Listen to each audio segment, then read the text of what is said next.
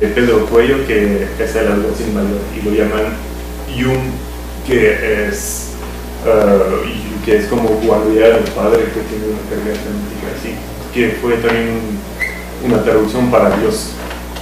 Entonces, pues cuando hacen una petición, piden un arbitrajes, los nobles de un cabildo maya se designan como más iguales es como una estrategia retórica, y piden un no boy basón, que la raíz boy en maya es la sombra. Entonces piden, es una metáfora muy mesoamericana. Terraciano la identificó en mixteco, Robert Hill en Cachiquel, eso que los pueblos piden a las autoridades la sombra de sus brazos. Entonces, pues ahí los cabildos de Tun piden en todas sus peticiones las sombras de los brazos. De aquí es el alguacil, aquí es el encomendero, acá es el alguacil mayor, y hasta se dirigen directamente al rey para pedirle la sombra de sus brazos. Y en los diccionarios coloniales vemos que Boy aparece como sombra, pero también como amparo y favor, y aparecen esas como los franciscanos identificaron las metáforas enteras: ponme a la sombra de tus manos, o que sen tu boy acá son las manos, y boy chahal, abrigarse, albergarse, y también voy besar, defender, emparando. O sea, hay una semántica legal y administrativa al igual que la simple sombra, pues. La petición, estas autoridades son, como hay esas metáforas propiamente mesoamericanas, pero hay también traducciones al maya yucateco de fórmulas clásicas españolas, como Ucojbilán Cayumil Tirey Atepa, que es hincar la rodilla ante el rey.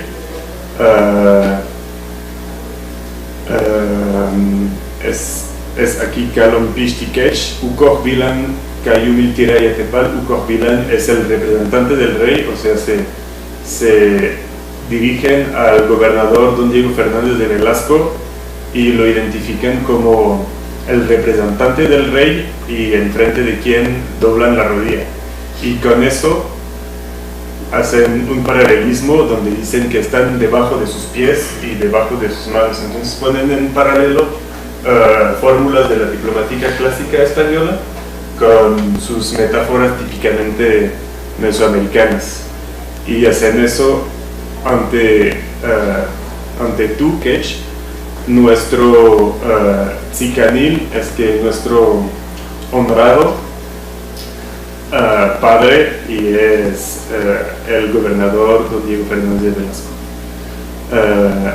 La raíz tzik es una raíz verbal que viene de obedecer, y está más complicado en estos vocabularios coloniales.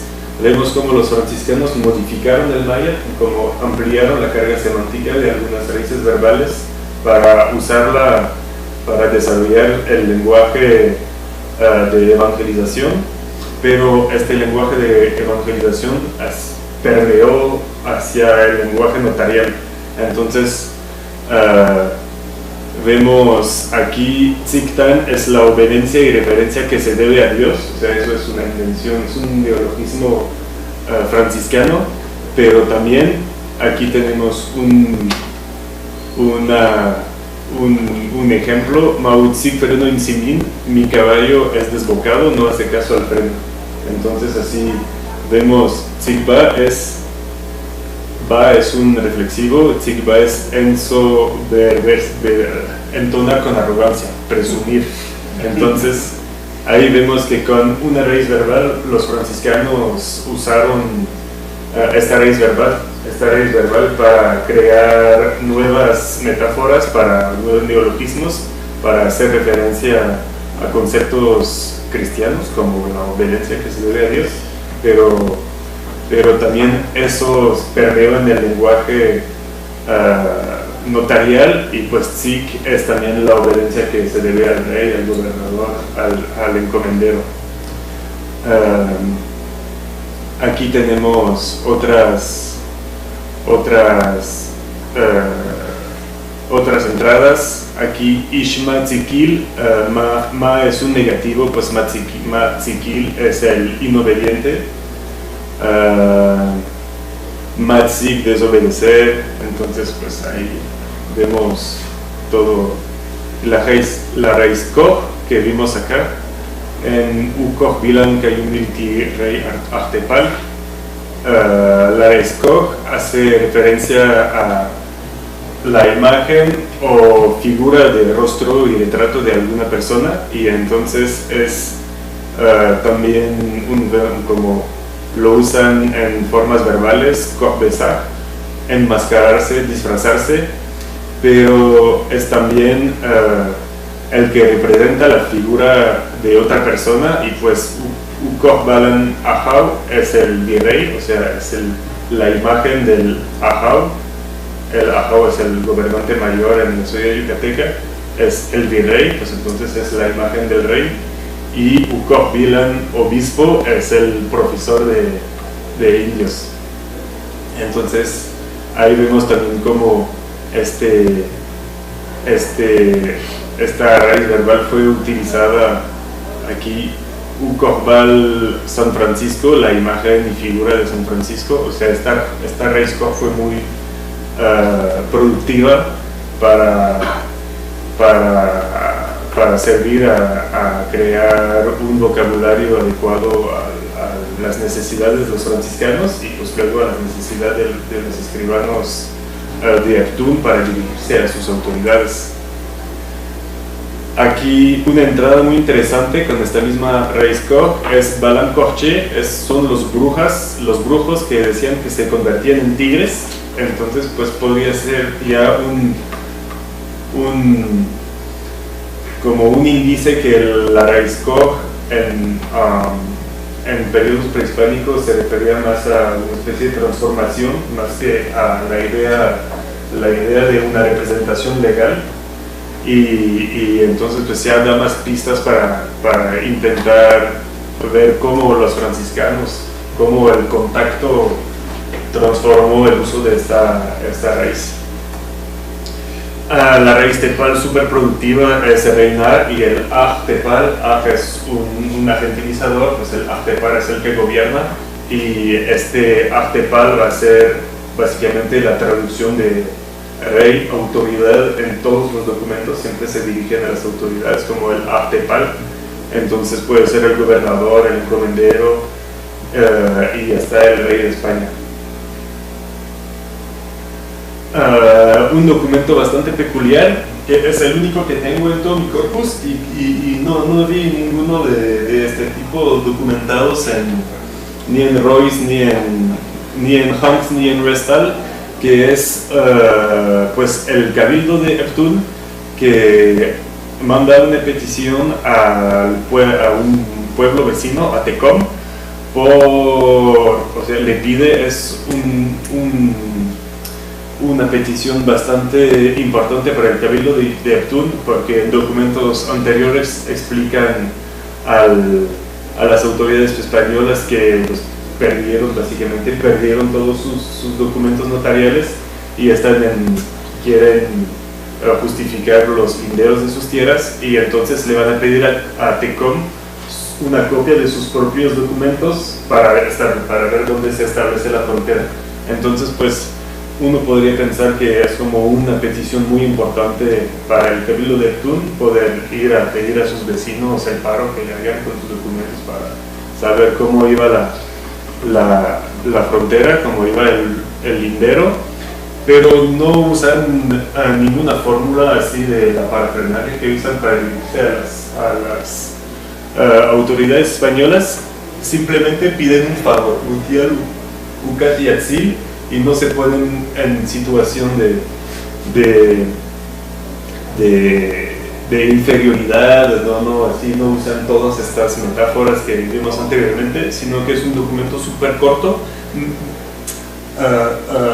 Pues desgraciadamente está bastante dañado, pero son unas 4 líneas de documento y pues nada más dice que nosotros, Batap Justicia, regidores del pueblo de Tun, le pedimos el favor de darnos una copia del mapa, un mapa, aquí usan un préstamo,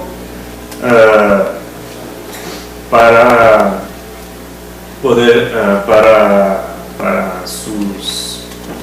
recuperar, para hacer una copia, porque no lo tiene.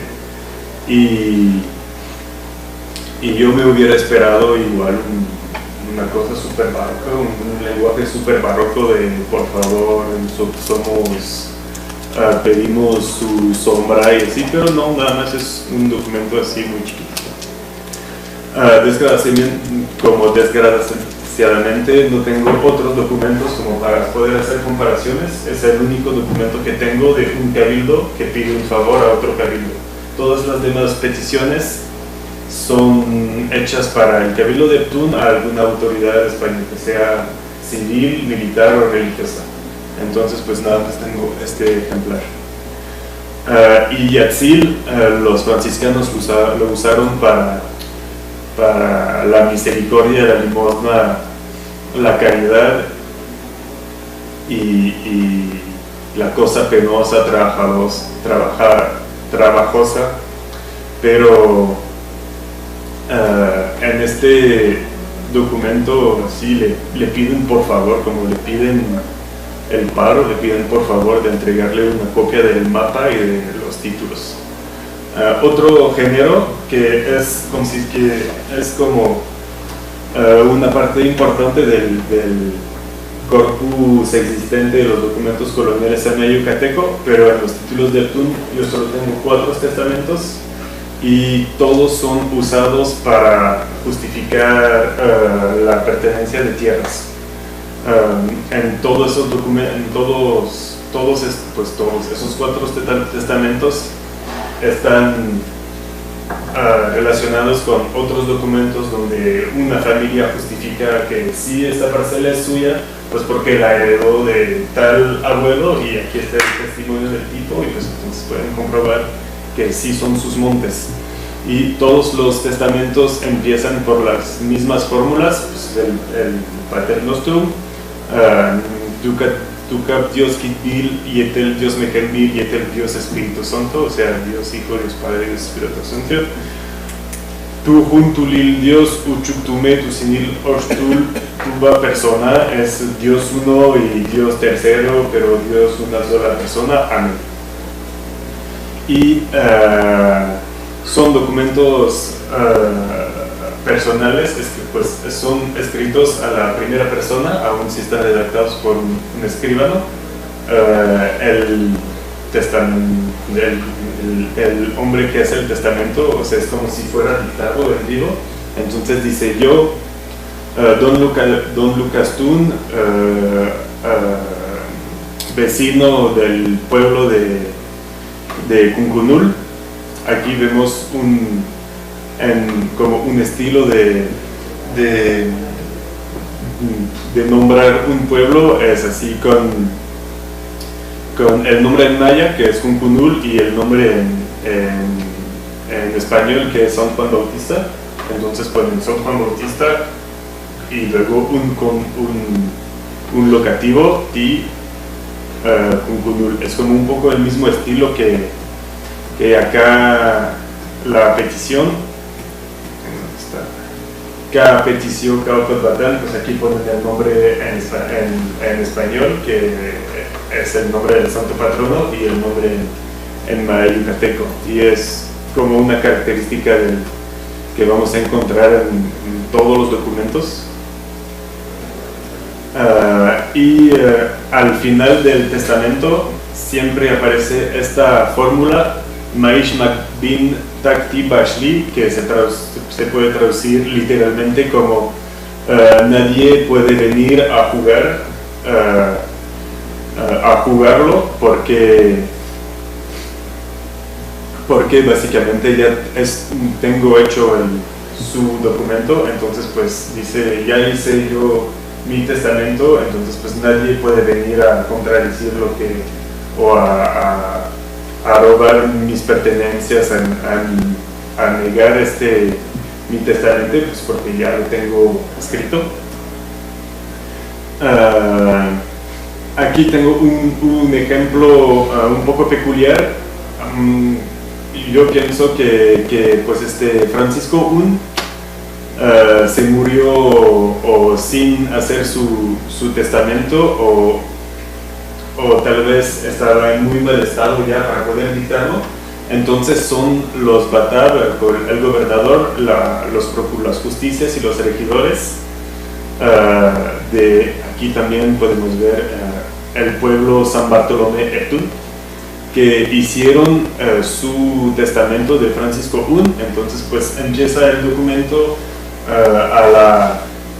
a la primera persona del plural, como está hecho por todos los miembros del cabildo, que son el Batab, las justicias y los regidores. Ellos dicen: nosotros aquí en la audiencia del pueblo de Tun, o sea, no está hecho en la casa del tipo que está muriendo, sino que dicen que lo hicieron en la audiencia y si redactaron el testamento de Francisco I. Y luego este testamento se cambia a la primera persona, o sea, luego el escribano decide redactarlo a la primera persona como si fuera Francisco I que lo hubiera redactado.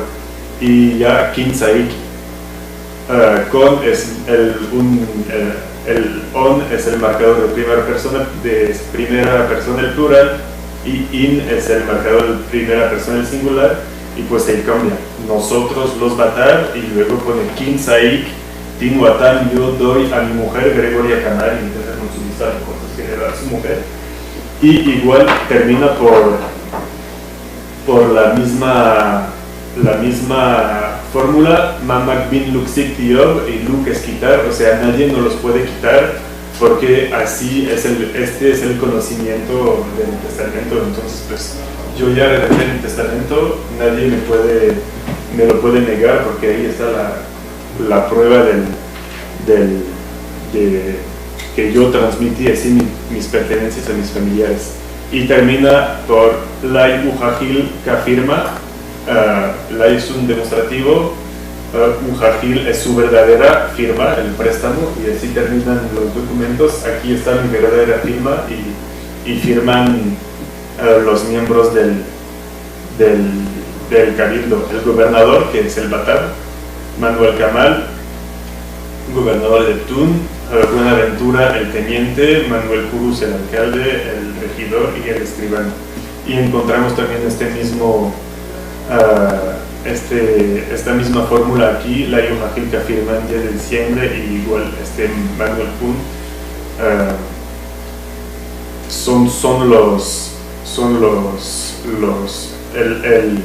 es el cabildo. Aun si el documento está escrito en la primera persona, es el cabildo en conjunto que firma el documento del testamento. Es como una característica de los documentos mayas. Los documentos redactados en maya yucateco es que aun cuando son cosas que parecen muy personales, como un testamento, son actos comunitarios. Todo el cabildo firma esos documentos, no nada más el que es el testamento. Y unas fórmulas típicas de los testamentos hacen referencia a que son cristianos, o Cantinuol es un neologismo que inventaron los franciscanos para referirse a que se convirtieron, que viene de la palabra de la raíz ok, sin glotal, que es entrar, y wol es como el corazón anímico que tienen los mayas. Entonces entraron como Ocantinwol, los franciscanos se inventaron esa fórmula para referirse al acto de convertirse a la fe cristiana. Entonces pues en los testamentos, después de todo esta fórmula de Dios Padre, Dios Hijo, Dios Espíritu Santo. Algunos precisan que son cristianos convertidos en la fe, y también que hacen sus testamentos porque están enfermos, pero están en posesión de sus 5 sentidos. Entonces aquí no sé si está en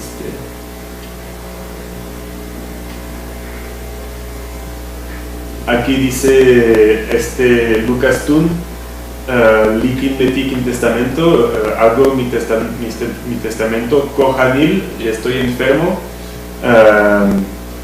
pero tengo Intukul, es mi pensamiento, y Telintan, y mi palabra para tu Tzayatzil, Inium Dios, para dar a mi Padre Dios, y empieza así la descripción de sus pertenencias. Otros documentos, los reconocimientos. Hay 3 tipos de reconocimientos de tierra en los títulos de Ptun. Unos son cuando se establecieron las fronteras entre los diferentes pueblos. Entonces son estos Katziptik, Ujal, Lumov, que son escribir las orillas de nuestras tierras. Igual son los gobernadores de los pueblos que van a establecer sus fronteras, se reúnen. Aquí es el gobernador de Tishkakal, el gobernador de Kunkunul y el de Tikom, que se reúnen aquí en el pueblo de Tikom, en la audiencia, en la casa de metal. O sea, aquí hay un paralelismo otra vez, la audiencia, la casa de metal. Sí, audiencia, bueno. Sí, yo Tochmaskab. Y se reúnen para escribir los límites de sus tierras, y son documentos que luego están mandados a la gobernación, y pues ya se establecen las fronteras entre estos 3 pueblos.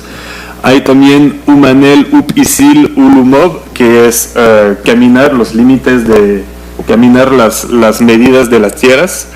Y igual aquí hay un litigio entre los de Yashkaba, los de Kunkunul, los de Tikom y los de Tishkakal-Kupub. Entonces pues se reúnen y realmente caminan los límites de las tierras. O sea, hacen el recorrido donde dicen: partimos de este pueblo y caminamos hasta dicen los puntos cardinales que vimos en la mañana, Lakin, Chiquín, Ojol, Shaman, y caminan en cierta dirección hasta llegar a un accidente geográfico. En Yucatán no hay muchos, la mayoría del tiempo son cenotes o actún, que son una especie de cenotes secos, y luego son árboles, zapotes, árboles frutales la mayoría del tiempo, y montan una mojoneras, un multún, y con una cruz encima, y pues ya giran de rumbo y ya van a otro rumbo, el este, el oeste, y otra vez caminan hasta un accidente geográfico, y así recorren así para caminar los límites de sus tierras. Esos documentos pues no son muchos, creo que son 3 o 4, y la mayoría de los títulos de tierras que tenemos en los títulos de Ptun son conocimiento del income cash, son reconocimientos de actas de compraventa de tierras. Entonces pues ya no son grandes recorridos de tierras, sino que es nada más caminar una parcela, la parcela que voy a vender a fulano, o que voy a heredar a tal otro, o que compré de tal otro. Entonces pues son recorridos muchísimo más pequeños, y son siempre en forma de cuadrado. O sea, sale de no sé si tengo aquí sale de la mojonera grande, que es Noj Multun. Noj es grande y Multun es mojonera, y se camina durante cierto número de Alcab Multun, que son las mojoneras corridas, literalmente, que están entre las grandes mojoneras, y hasta llegar a la otra gran mojonera, y pues ya se va al sur, al este y al oeste, y se camina así hasta regresar a la primera gran mojonera inicial, y ya, aquí está, se recogió la parcela, se puede mencionar si esta parcela colinda con otra parcela.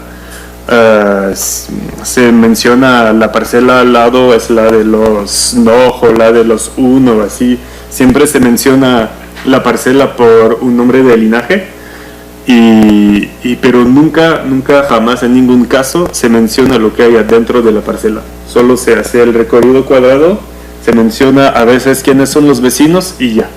Y luego ponen igual Maishmak bin Nutzik Tiyov, nadie me la puede quitar.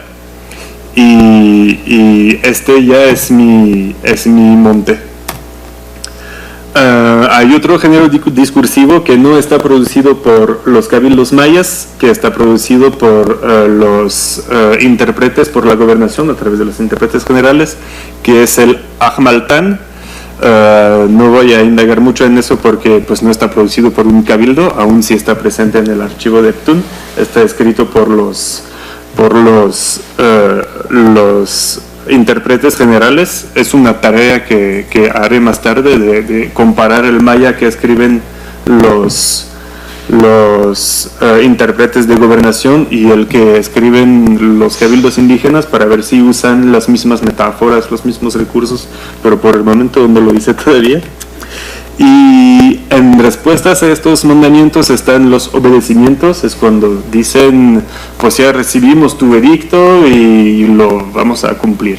Entonces, pues dicen, Liku Hajil Kakamaj u edicto, pues ya recibimos tu edicto y lo pregonamos. La Raizkai es como pregonar, y lo pregonamos con mucha felicidad, y Telkiki Olachtaj, y hasta con chirimisas, que son unas trompetas. O sea, cuando reciben un edicto se hace toda una fiestecilla en el centro del pueblo, de ya lo recibimos y lo publican en frente de la puerta de la casa de audiencia, y lo firman con la fecha. Y tengo varios, pero ya se me fue el tiempo. La Raizkai es cantar, pero es también amonestar, publicar, pregonar, y también luego así se extiende, así la semántica es también mercadear, comprar y vender. O sea, pero en estos casos tu kaitaj es como cantar el edicto, o sea, lo publicar. Sí. Y también hay un interrogatorio que no está en los títulos de Ptun, lo encontré en el archivo general de Indias, pero solo es uno, no puedo comparar, todos los demás están en maya yucatecos, es el único que encontré todos los demás están en español, es el único que encontré en maya yucateco.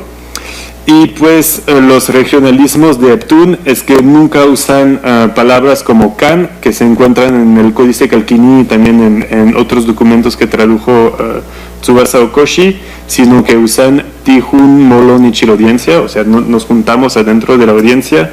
Nunca usan este tipo de metáforas, tojiltan, que son como las palabras honestas, sino que siempre dicen kin sai kin jajaltan, doy mi verdadera palabra. Y identifiqué una serie de otros términos que nunca se encuentran en Neptun, que es cool, abogar, sino que se usa okotba, nunca se usa polmal, que es un contrato, sino que se usa tzib, que es escribir, nunca se usa tulu, que es el salario, que es sino tojol, que es el precio. Entonces pues yo voy a intentar describir la tradición discursiva del cabildo de Ptun, para hacer como una microetnohistoria de ese pueblo. Y pues ¿por qué se transmiten de esta manera esta tradición discursiva? Pues intenté recopilar todos los nombres de los batales, gobernadores y escribanos adentro de los títulos, dentro de los títulos de Ptun, del acervo del corpus que está en Ptun, el Archivo General de Indias, el Archivo General de la Nación, el archivo histórico del Arzobispado de Yucatán y la biblioteca de Princeton. Y pues vemos que las familias que dominaron el cabildo de Ptun durante todo el periodo colonial son los Kamal, los Nog y los Huchim, y pues son los dos que tienen el más números de bataves como de escribanos a lo largo del periodo colonial. Entonces pues voy a ver si hay como una transmisión directa de padre a hijo, de abuelo, de estas estrategias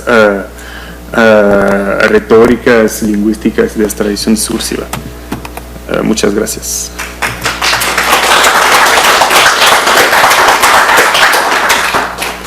Bueno, continuamos. Muchas gracias, Lilian, tu excelente ponencia. Y vamos ya a tener la última, que es de Rafael Nieto, que es la politización de las casas y la leyenda negra española.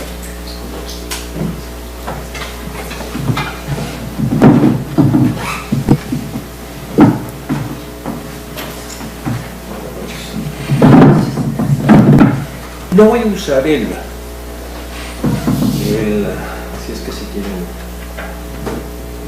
apagarlo o dejarlo como ustedes gusten.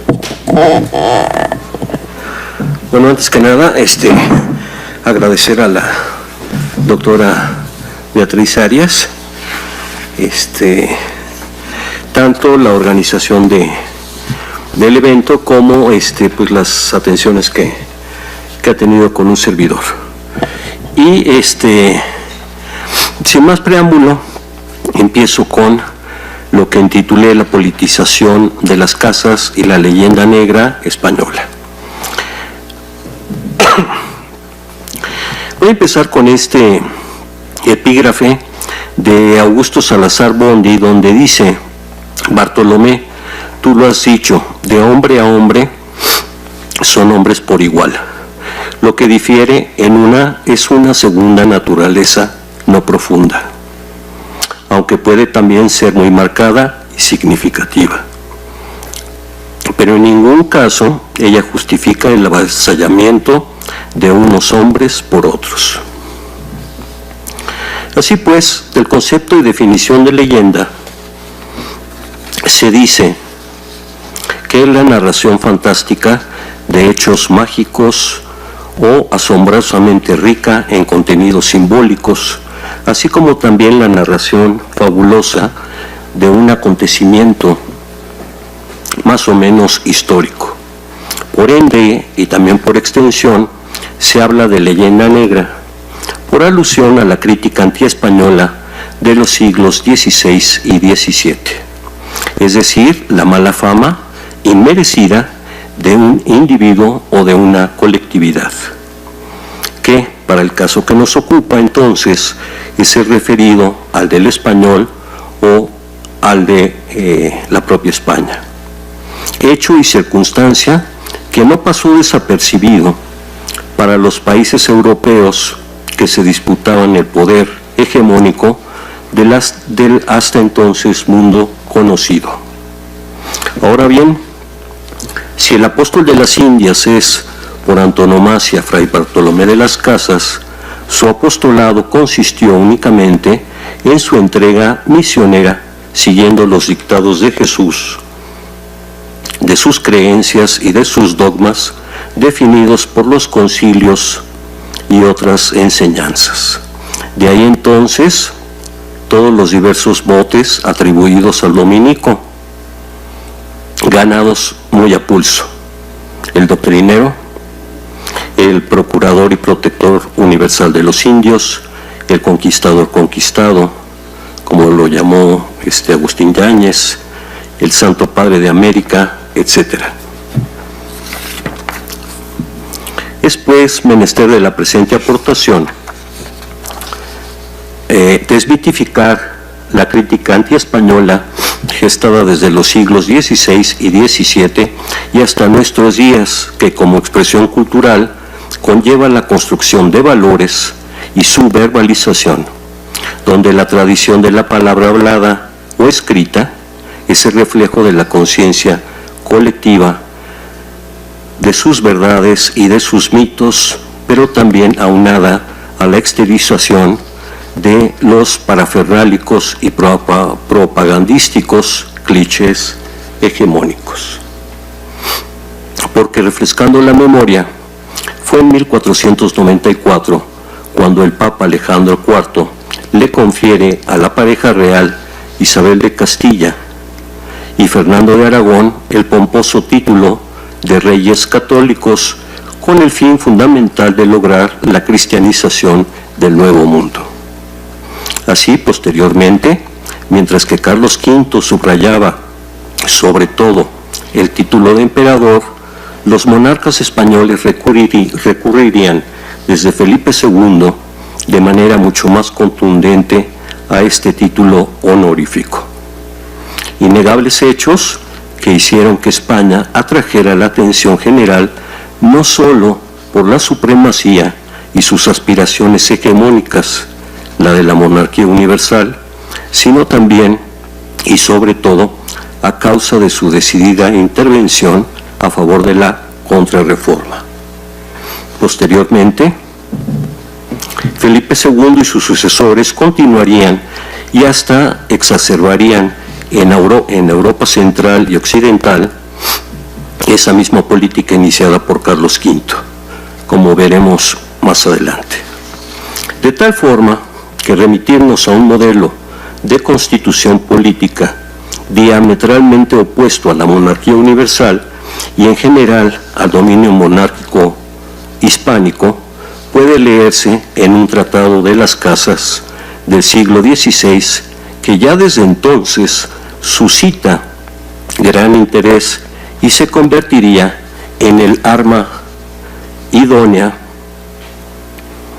propagandística de las potencias extranjeras de entonces, una de las principales difusoras de la leyenda negra. Y con el tiempo, con el correr de los años y posteriormente de los siglos, la maledicencia, tergiversación y politización de aquel que fuera obispo de Chiapas, Bartolomé de las Casas, y también de su amplia y extensa obra. Por eso, por su pertinencia y trascendencia, hoy en día, aún en pleno siglo XXI, tanto la obra lascasiana como el propio personaje continúan atrayendo el interés, escrutinio y estudio en el mundo entero en general y particularmente a nivel latinoamericano. Se trata, pues, de un escrito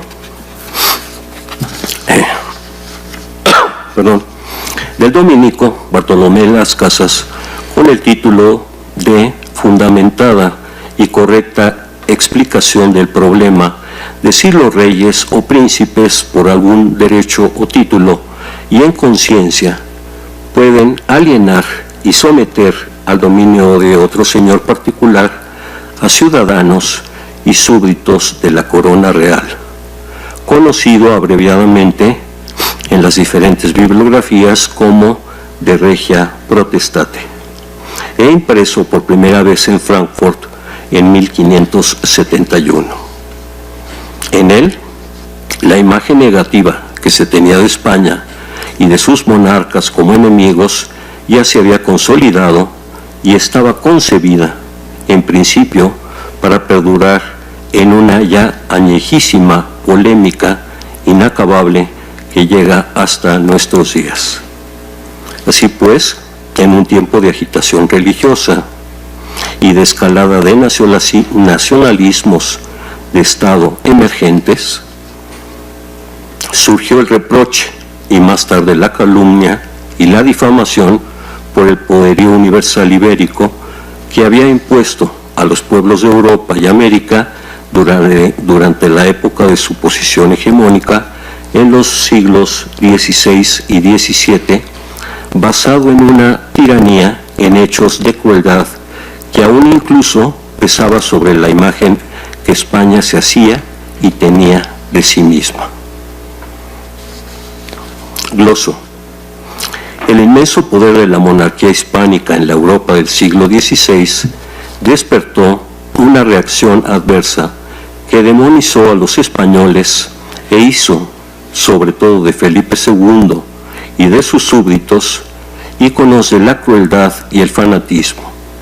El estereotipo, alimentado por la literatura, perduró hasta el romanticismo y renace de sus cenizas en nuestro país, refiriéndose a la propia España, cada vez que atravesamos una crisis identitaria.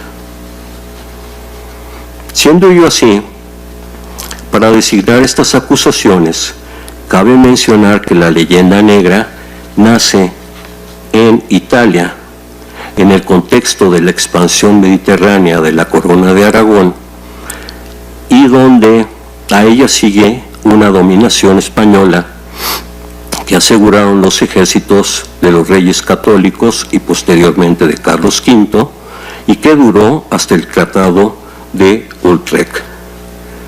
De esta manera, el concepto y noción de leyenda negra empezó a generarse y tuvo sus orígenes dentro del siglo XVI y XVII, renacería posteriormente en el siglo XVIII, continuaría emergiendo intermitentemente en el siglo XIX y habría de aparecer como tal, ya como expresión y por primera vez en una conferencia de Emilio Pardo Bazán en 1899, popularizándose de manera renovada a principios del siglo XX pasado hasta llegar al presente siglo. Así pues, especial mención reviste el que uno de los países claves en la difusión de la leyenda negra fuera lo que hoy se conoce como Holanda. Las Provincias Unidas forjan su identidad colectiva en el transcurso de una rebelión contra el rey de España. Era pues, ante todo, y a como diera lugar, romper con el yugo hispánico. Por ello, por ejemplo, a la monarquía hispánica, Voltaire la bautizaría en su Essai sur l'amour como el demonio del mediodía, porque, decía Voltaire, desde el fondo de España, que está en el sur de Europa, perturbó a todos los demás estados. Hay que situarnos, ¿verdad? Por ejemplo, no lo menciono más ampliamente porque vienen las citas y demás, pero la guerra, la conformación de Europa, ¿verdad? La guerra de los 30 años, en fin, donde además se juntan, se alían España con el Sacro Imperio Romano Germánico, ¿verdad? La Casa de Austria, sobre todo, y ese es sobre todo el temor de todos los países, ¿no?, europeos. Quien va a salir triunfante pues va a ser Francia, ¿no? Asimismo, se pensaba que el origen de la debilidad económica, científica, comercial e internacional de España radicaba precisamente en la larga reconquista de la Contrarreforma que había generado hábitos guerreros e intolerantes. Recordemos también que con Felipe II, su intransigencia, su recalcitrante catolicismo, pues viene a más que ayudar a fomentar todas estas diferencias, ¿no?, con el creciente desarrollo del luteranismo, ¿verdad?, del protestantismo, y la cada vez más importante presencia de los calvinistas, ¿no?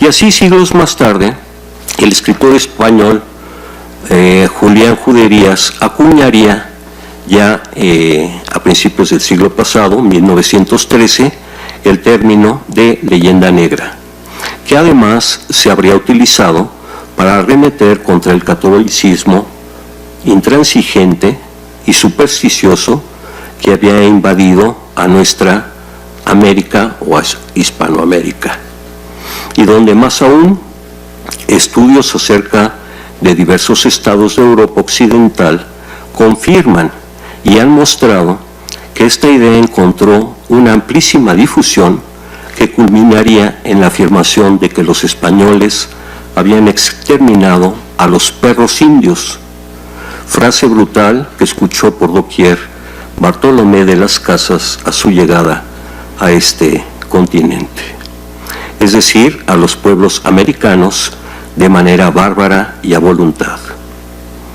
Cúmulo, pues, de inefables hechos disruptivos y politizados que desde otrora y hasta el día de hoy han hecho de las Casas y de sus escritos la enconada manzana de la discordia, por su supuesta participación en el génesis de la leyenda negra. Por ejemplo, en su apologética Historia Sumaria,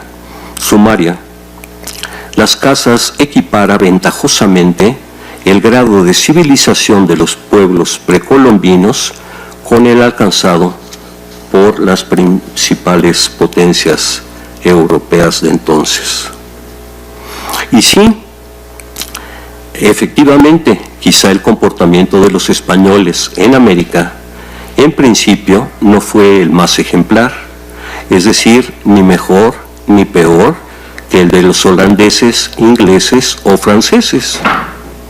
A pesar de ello, y como reza el dicho, del árbol caído todos hacen leña, sí, en efecto, sobre todo en los primeros tiempos, también como se vieron en algunas otras de las exposiciones, se cometieron muchos crímenes perpetrados por aventureros, amorales e inmorales, mas de ninguna manera se puede decir que hubiera una voluntad hispánica de exterminio o de genocidio, ya que una buena parte de las muertes se debieron principalmente a epidemias para las cuales los naturales se encontraban en total situación de indefensión biológica.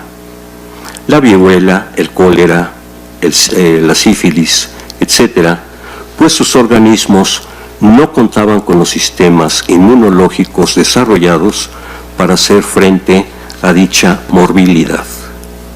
Sin embargo, la verdad es que las críticas a España por su comportamiento en América tienen más bien su origen en obras y acciones de españoles sensibilizados hacia ellos, hacia los indígenas, por un lado, y la receptividad de las políticas hispanas, por el otro, como lo confirman precisamente la promulgación legislativa de protección de los derechos indígenas, entre las que destacan, por ejemplo, las leyes de Burgos de 1512, las de Valladolid de 1513 y más tarde las leyes nuevas de 1542, que de manera irónica y paradójica se convertirían en material altamente explosivo para los hispanofóbicos. Así sucedió especialmente con la obra de Bartolomé de las Casas, Brevísima relación de la destrucción de las Indias, publicada en el año de 1552, que nació con la intención positiva de ser un instrumento para proteger a los indios. Recordemos también la evangelización por la que propugnaba las Casas, pero siempre por las buenas, de buena manera, no como la llevaban a cabo en la práctica, sobre todo los encomenderos, los caciques, etcétera, ¿no?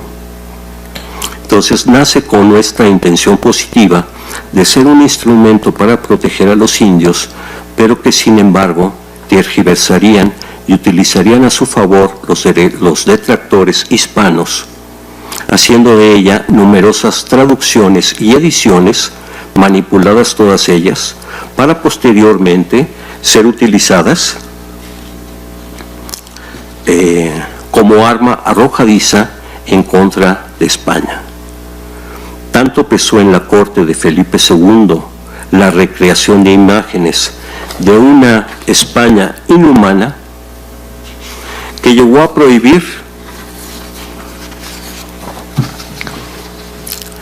la extensa obra lascasiana y, peor aún, llegaría también a prohibirse la utilización de la palabra conquista, que en adelante debería de ser sustituida por la de poblamiento o pacificación, y que politizaría a las casas, por otro lado, ganándose la animadversión y animosidad de muchos de sus compatriotas, tanto ibéricos como novohispanos.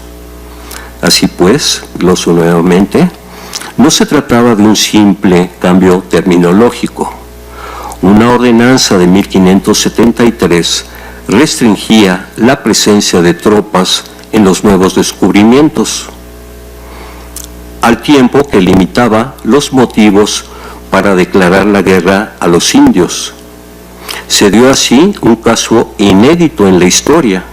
Antes y después, un imperio en expansión procedía a una autocrítica por momentos muy severa y se cuestionaba la legitimidad de su dominio.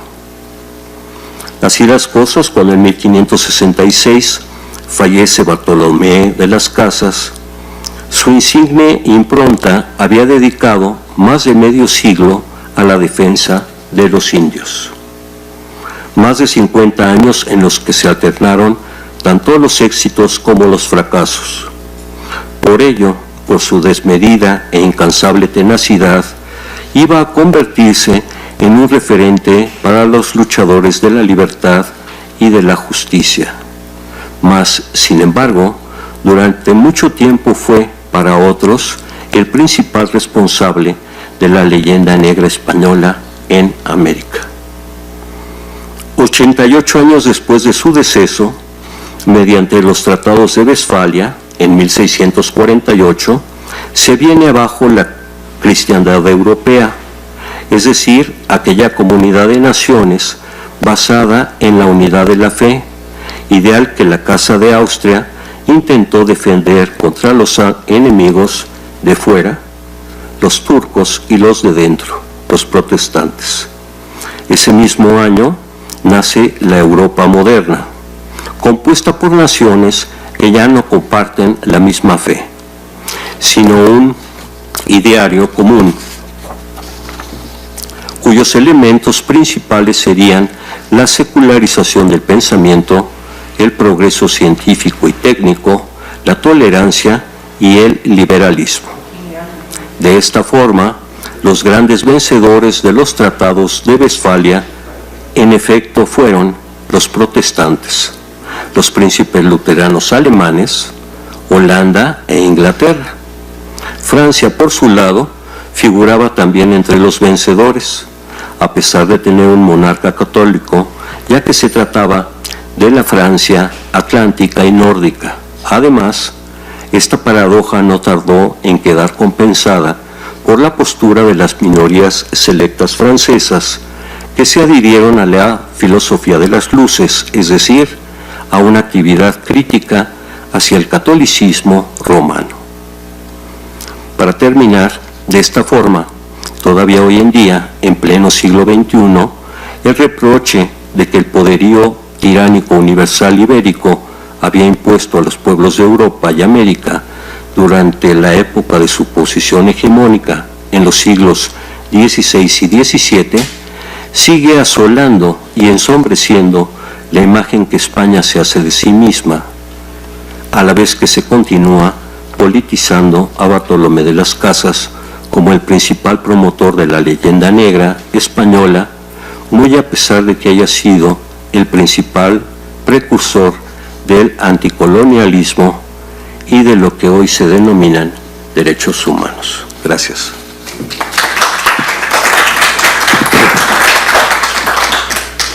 Bueno, tenemos algunos minutos para preguntas, comentarios. Abucheos.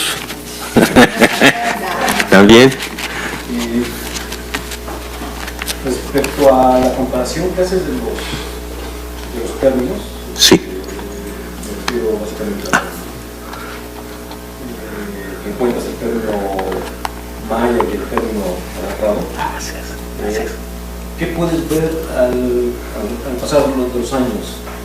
¿Se privilegia uno, desaparece, se modifica? Pues yo bueno, estoy muy al principio de mi análisis, pero yo creo que es súper estable. Como por ejemplo, veo que referirse a las tierras por sus linajes, que son los chivales, un concepto de nunca aparece el término chival en sí, pero siempre aparece el agentilizador A y el patronímico. Entonces, las tierras son de los A, no, O, de los A, U, no. Y esta estrategia, como esta cosa, no sé si es como una estrategia de patrimonio, por el momento no la puedo caracterizar, pero está presente desde el primer documento, que es de 1565, hasta el último, que es de 1848, creo. También en los primeros documentos nunca aparecen solares, como en los testamentos y en las actas de compraventa. Nunca se transmiten solar hasta la mitad del siglo. Creo que el primer solar que tengo en un acta de compraventa creo que es 1694, pero lo tendré que buscar. Entonces, pues yo veo que eso de vivir en un solar, o sea, eso de tener un solar y vivir adentro, es una innovación que aparece unos 100, 150 años después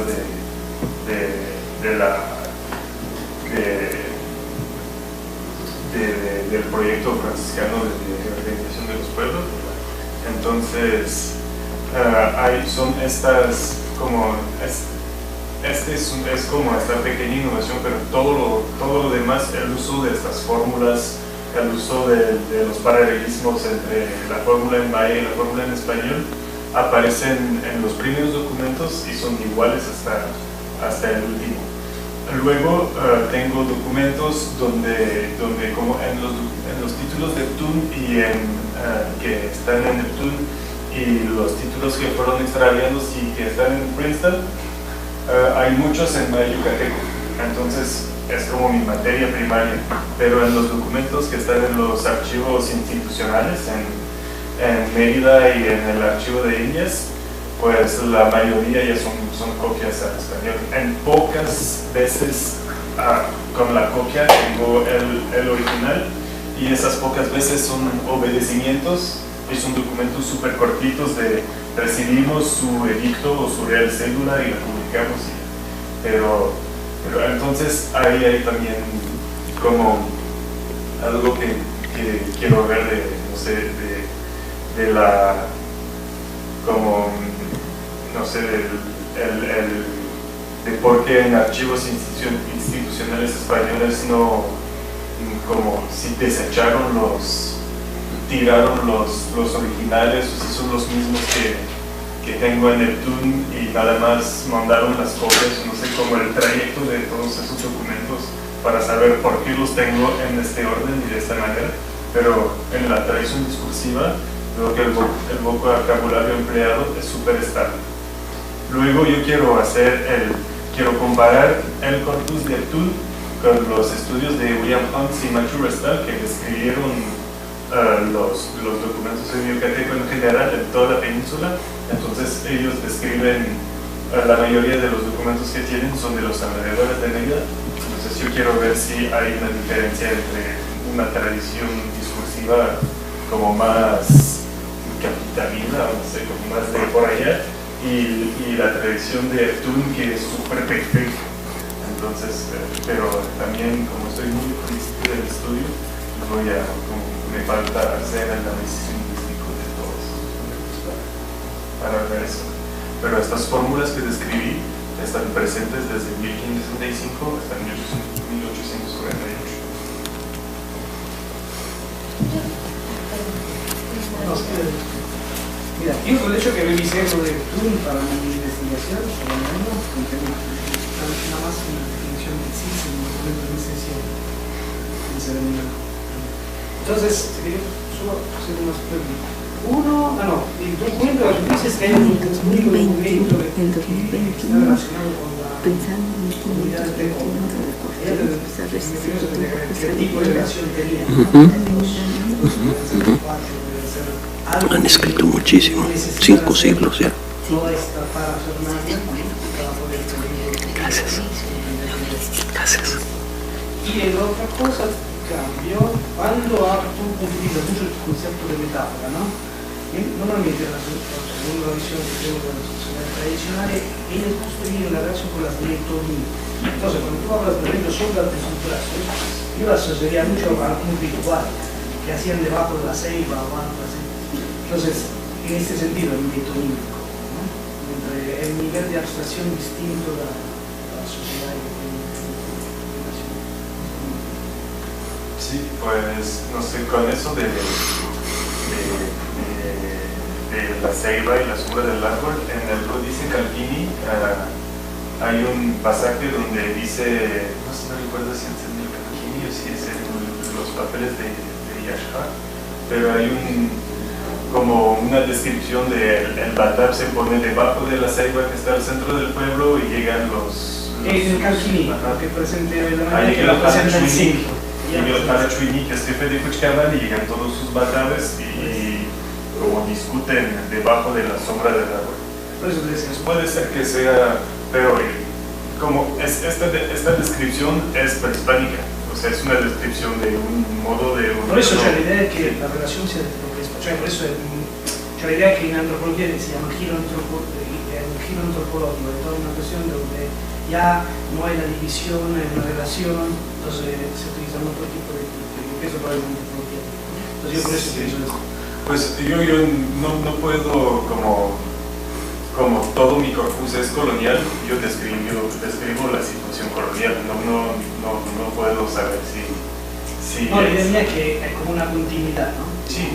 Esa es la idea, o sea, hay continuidad. Pero, por ejemplo, para William Hunks dice en un artículo que hizo con Carlos Severi sobre la teoría de la traducción, dice que este tipo de documentos y sobre todo cuando hay esas estructuras paranísticas en donde nombran San Juan Bautista con un locativo Cumpunul, que este tipo eso es el espacio de la traducción y es como un nuevo universo conceptual. Eso es la situación colonial que se generó con la alfabetización de los mayas. Entonces, pues como que puede que haya como yo no quiero esencializar a los escribanos del Tour para decir eso ahí es lo prehispánico que aparece, sino que describo el nuevo mundo que es la situación. Eso, pues ya la discusión es esencialmente sobre qué nivel de hispanización tiene la persona que escribe. ¿Se borró su identidad anterior o no? Toda la discusión está en esto. O sea, la escolarización que tuvieron borró su anterior visión de mundo. Sobre eso se basa la discusión. Entonces cada uno, depende de la disciplina, dice, nada, no puede su identidad. Entonces, tengo una pregunta para el profesor.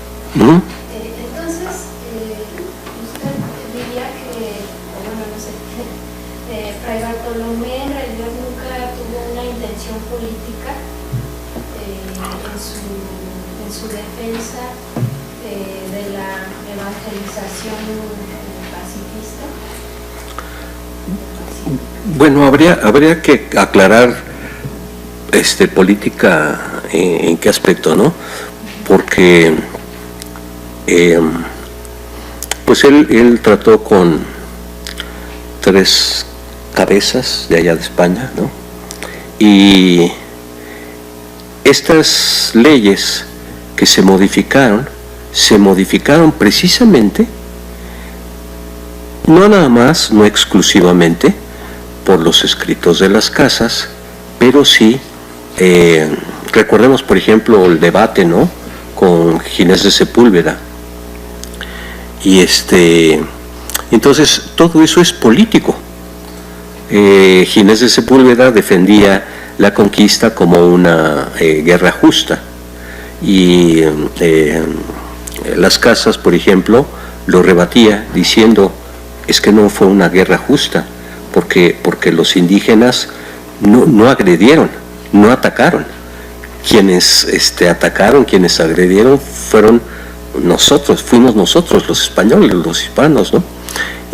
Finalmente, gran parte de los historiadores, de los estudiosos, coinciden en que quien ganó el debate de Valladolid fue Las Casas. Entonces, en ese sentido, él quería hacer algo bueno, y aprovecharon los demás países, todas las demás naciones, para traducir esas obras que a partir de 1551-52 empezaron a llegar allá a Europa. Entonces fueron traducidas en Inglaterra, en Francia, en Holanda, en Alemania. Bueno, todavía no estaba constituida como tal, pero dentro de las referencias, por ejemplo, se mandan ilustrar, caricaturizar o ilustrar con braille, así como, por ejemplo, la Biblia está con dibujos de Doré. Igual acá, esto donde están colgados los indios y vienen los españoles con los perros salvajes a atacarlos, o los están descuartizando, o etcétera, todas estas cuestiones pues tiránicas, torturas, en fin, se mandó así a hacer ex profeso, precisamente para darle mayor importancia a todas esas imágenes visuales, ¿no?, con las que se ilustraban esas traducciones, sobre todo de Las Casas, ¿no? Luego también Guillermo de Orange, allá en los Países Bajos, pues lo utiliza, y bueno, otros príncipes, otros reyes, otros duques, otros, en fin, personajes relevantes, para decir, es que el contubernio entre los Austria, los Habsburgo de acá, el Sacro Imperio Románico Germánico, y Madrid, o sea, donde estaba en ese entonces la sede española, nos van a hacer lo mismo a todos estos países, porque quieren lograr esa monarquía universal, ¿no? Entonces, pues habría que distinguir esto de política o político como, ¿no? Siempre se ha dicho que sí, también, dentro de sus motes o sus actividades y demás, pues estuvo el ser muy buen político, ¿no? Porque supo vender bien ante el emperador, ante su hijo, este concepto, ¿no?, de que los indígenas, al principio también estuvo precisamente en defensa de los indígenas, estuvo a favor de que las labores pues de trabajo físico extenuantes y demás solamente las llevaran los negros, ¿no?, los afrodescendientes y demás. Pero después también recapitula y dice, es que ni ellos mismos, ¿no?, o sea, nadie, porque todos somos iguales, ¿no?, independientemente de los argumentos, ¿no?, que se argumentaba mucho esto de que acá en América pues eran sociedades muy primitivas, el tipo de sacrificios, las muertes, ¿no? Pero bueno, pues estas eran cuestiones rituales, y bueno, lo especifica el propio Bartolomé. Él dice, independientemente de sus creencias, de su religión, de sus simbolismos y demás, es gente muy religiosa, claro, con sus deidades, ¿no? En fin, pero nosotros acá pues matamos igual o peor y por otras cuestiones, ¿no? Entonces, él quiso hacer, repito, gracias a él, todas estas leyes, ¿verdad?, Claro que ellos estaban allá, en la península, y bueno, hay que situarnos en, ahora sí, hermenéuticamente, pues en aquella época, para los trayectos y todo esto, entonces acá los encomenderos, los caciques, toda esta gente, pues ahora sí, hacían caso omiso, ¿no? Y el propio Bartolomé, que fue encomendero, después decidió dejar la encomienda, y sufrió una especie de conversión ante, como él dice ahí, ¿no?, estos perros indios, ¿no?, que era esa expresión pues muy común, ¿no? Ahora, se sigue estudiando en pleno siglo XXI, como lo menciono, sigue habiendo, ¿no? Ahora, pues hay también algunos historiadores, estudiosos y demás, que dicen que exageró demasiado, ¿no? O sea, hablando un poco de que a lo mejor hizo noticias falsas, fake news, de todo lo que pasaba acá, ¿no? Y pero bueno, lo que sí, por eso digo el refrán, el dicho de árbol caído, todo el mundo se leña, todos estos países, pues aprovecharon esa verdad que exponía las casas, a sus propios consanguíneos, españoles, al rey, a todas las autoridades y demás, tratando de hacer un bien, pero los países, las naciones otras, lo que hacen es, como lo mencioné, tergiversan aquello, lo mandan a ilustrar, o sea, una mala, no propaganda, una especie de bullying, nada más que a nivel de países, de naciones y demás, ¿no? Y tratando obviamente de minimizar pues el poderío que había adquirido en el siglo XVI, XVII, España, ¿no? Porque bueno, quien va a venir a suplantar, a llenar ese hueco que dejan los españoles, pues va a ser Francia, ¿no? Ya como potencia, ya como... Pero durante Felipe II, antes con Carlos V y demás, fue el poderío, el mayor poder que ha habido en una sola persona, ¿no? Porque hasta entonces nada más se conocían los continentes tradicionales, y acá con el Nuevo Mundo pues ya se amplía todavía más aquello, ¿no? Bueno, muy bien. Ya es demasiado tarde, entonces pues damos por terminada esta jornada que fue bastante larga. Muchas gracias. Gracias.